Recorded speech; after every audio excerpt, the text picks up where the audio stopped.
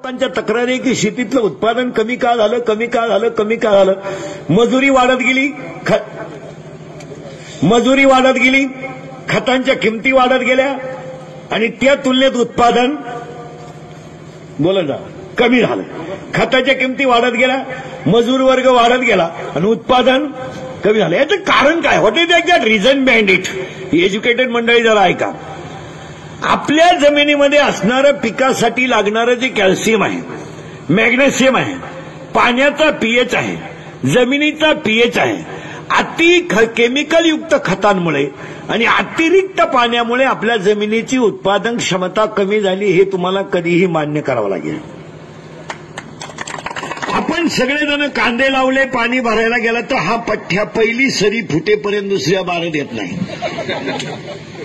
म्हणजे आपण त्या पिकाला लागणारं पाणी त्या पिकाच्या कॅपॅसिटीपेक्षा जास्त देतोय. उदाहरणार्थ गायला वासरू झाल्याबरोबर 40 सड जर पाजले तर संध्याकाळी वासरू पाजायचंच नाही, राहणारच नाही तर पाहिजे काय. त्याचं दूध पिण्याची कॅपॅसिटी किती आहे ते आपण पाहत नाही. तसं आपण कांदे लावल्यानंतर त्या पिकाला लागणाऱ्या पाण्याची त्या पिकाची कॅपॅसिटी किती आहे. आपण वाफा भरून दिला, 12 दिलं, याचा अर्थ त्या पिकाला पाणी तितकं लागत नाही. खत टाकताना असं झालं. आणि आपल्या ज्या जमिनी आहेत महाराज, या जमिनीमध्ये मुळात पाण्याचा पीएच आहे, एज्युकेटेड लोक आहे का, पाण्याचा पीएच आहे 7.5 पिकाला योग्य. आपलं सगळ्या विहिरींचं पाणी 9.5, 10.5, म्हणजे आपल्या पाण्याचाच पीएच जास्त आहे. एक दुसरी गोष्ट, आपल्याकडे जी जमीन आहे त्या जमिनीमध्ये मॅग्नेशियम नाही, कॅल्शियम नाही, फॉस्फरस नाही. आपण 260 रुपयाचे युरिया एनपीके घेणार, सटकन फुकून देणार, पाणी सोडणार, सलाईन देणार, घरी येणार. आपल्या जमिनीला खत जे दिलं जातं त्याच्यामध्ये तुम्हाला कॅल्शियम मॅग्नेशियम मिळत नाही. याचं कारण काय? तर आपल्या जमिनीला शेणखत आणि सेंद्रिय खतच नाही.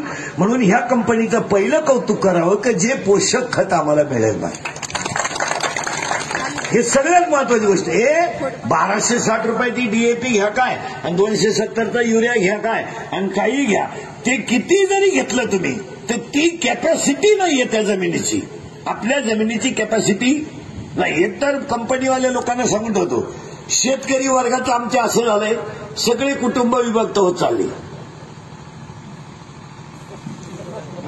सगळे कुटुंब विभक्त चालले. शेती जेवढीच्या तेवढी आहे, जरा ध्यानात घ्या. आपणही शेती तेवढी तेवढीच आहे, कुटुंब झाले विभक्त.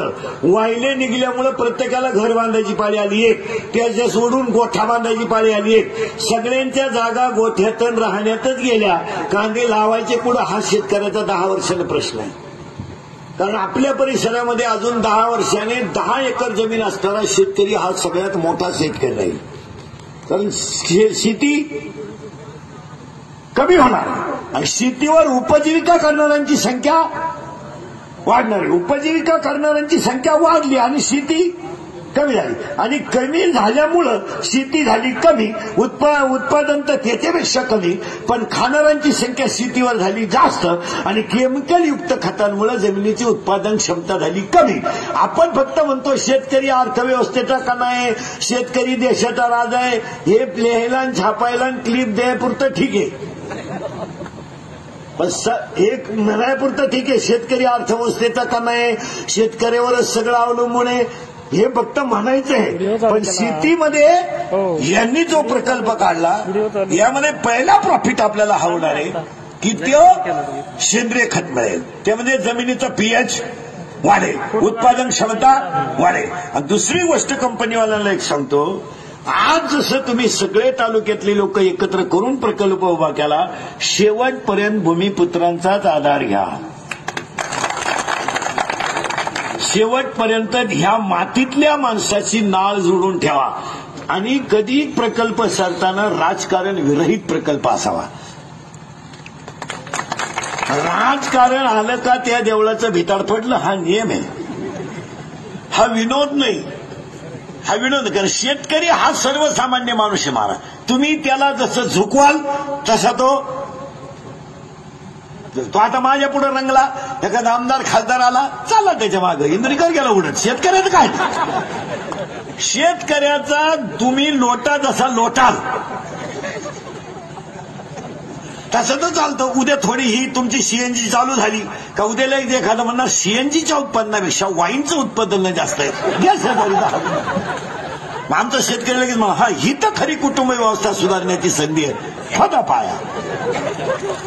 शेतकरी डळमळते याचं कारण आहे तो व्यापलेला आहे. शेतकरी हा व्यापलेला आहे महाराज. तो तुम्हाला शेतकरी फक्त गालावर हसताना दिसतो महाराज, नाही तर त्याचं